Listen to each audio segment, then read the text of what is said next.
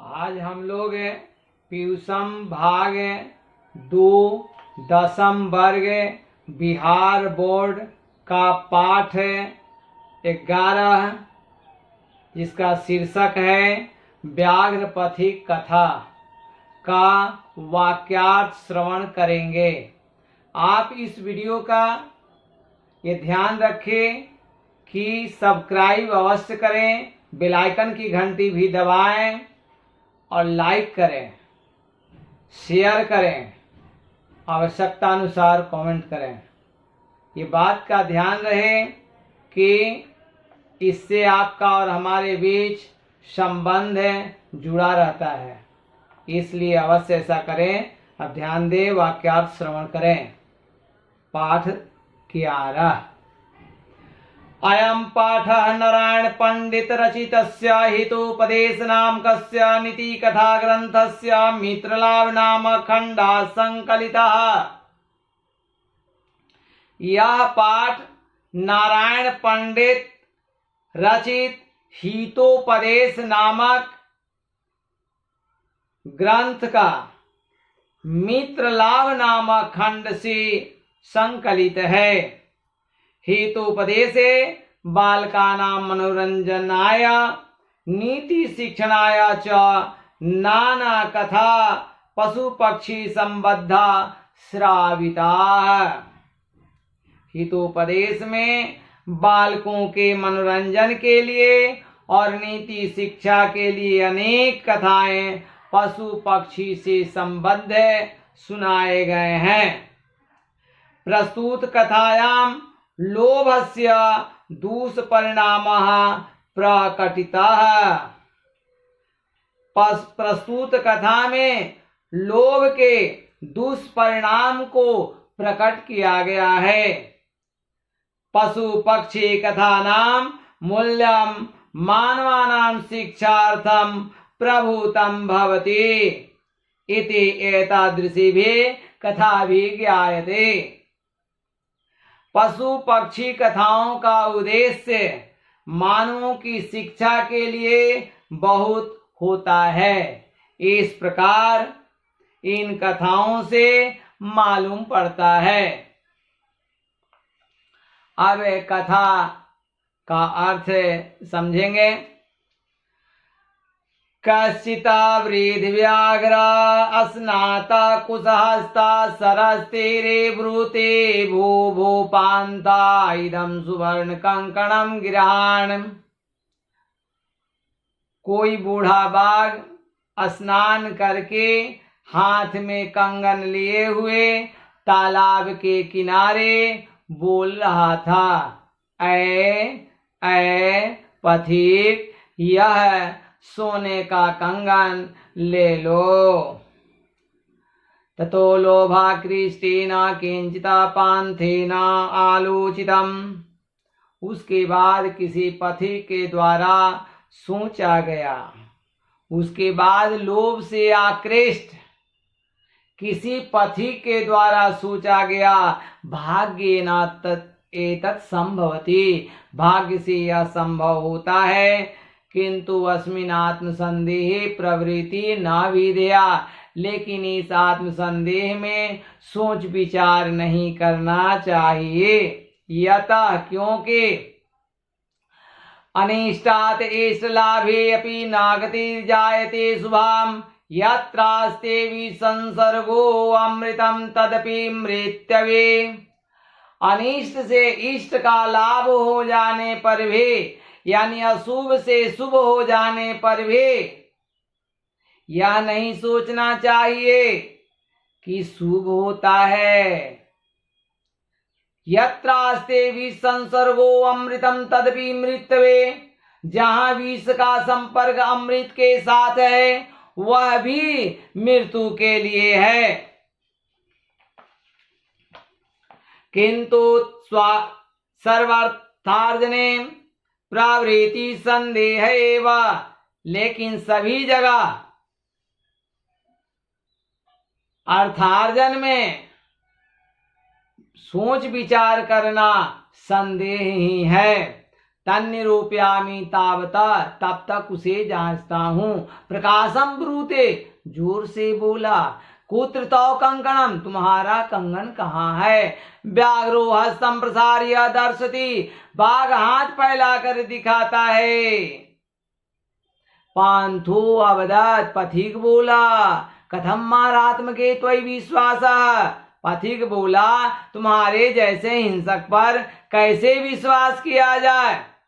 तब देखिए व्याघ्र उवाच, बाघ बोला श्रृणु रे पांथ प्रागे वयवंदासायां मते दुर्वृतम मासम अनेको मानसानां बधान में पुत्रामृता दाराश्च वंशीनाश्चाहम। कहा कि बाघ बोला कि सुनो ऐ पथिक, पहले युवावस्था में मैं बहुत दुराचारी था। अनेक गायों और मनुष्यों के वध से मेरे पुत्र और पत्नी मर गई और मैं वंशहीन हो गया। उसके बाद देखिए क्या कहा, तथा केंचिता धार्मिकेण अहम उपदिष्ट आदिष्ट। कहा कि उसके बाद किसी धार्मिक के द्वारा मुझे आदेश दिया गया, यानी उपदेशित हुआ। दान धर्मादिकम चरतु भवान, आप दान धर्म आदि करें। तद उपदेशात इदानीम महम स्नानशीलो दाता गलित नगदंतो कथम ना विश्वास भूमि। उस उपदेश से इस समय मैं कैसे नहीं विश्वास का पात्र हूं। कैसे कहा, गलित नख दंतो, उस उपदेश से इस समय मैं स्नानशील दानी बूढ़ा गले हुए नख और दांत वाला कैसे नहीं विश्वास का पात्र हूं। मया च धर्म शास्त्राणि अधीतानि शृणु, और मेरे द्वारा धर्म शास्त्रों का अध्ययन किया गया है। शृणु सुनो। दरिद्रान भरा कौन्तेय मा प्रेक्षस्वरे धनम व्याधितस्य औषधम पथ्यम नीरजस्य किमौषधै। हे कौन्तेय, गरीबों की पूर्ति करो, वैभव संपन्न व्यक्तियों को धन मत दो। रोगियों के लिए दवा पथ्य है, निरोगियों को दवा से क्या लाभ। अन्यचा, और दूसरा, दातव्यमिति यत दानम दीयते अनुपकारिणे देशे काले च पात्रे च यत दानम सात्विकम विदु। कहा जा रहा है कि जो देने योग्य दान उपकारियों के द्वारा स्थान और समय के अनुसार सुपात्र को दिया जाता है, वह दान सात्विक कहलाता है, मन सही दान कहलाता है। तदत्र सरसी स्नात्वा सुवर्ण कंकणम गिरहान, तब इस तालाब में स्नान करके सोने का कंगन ले लो। ततो यावद असौ तद्वचा प्रतीतो लुभासरा स्नातुम प्रविशति तावन महापंके निमग्ना पलायितुम चाक्षमा। उसके बाद जब तक वह उस वचन को जान करके लोभ से तालाब में स्नान करने के लिए प्रवेश करता है, तब तक महाकीचड़ में फंस जाता है और भागने में असमर्थ हो जाता है। पंके पतितम दृष्ट्वा व्याघ्रो अवदत्, कीचड़ में गिरा हुआ को बाघ देखकर बोला, आह महापंके पतितो वसे, हाय महाकीचड़ में गिर गए हो, अतः त्वाम अहम उत्थापयामि, इसलिए मैं तुम्हें निकालता हूँ। इति उक्त्वा शनैः शनैरुपगम्य तेन व्याघ्रेण धृतः सह पांथो अचिंतयत्। ऐसा कह करके उसके समीप जा करके उस बाघ के द्वारा पकड़ लिया गया और वह पथिक सोचा।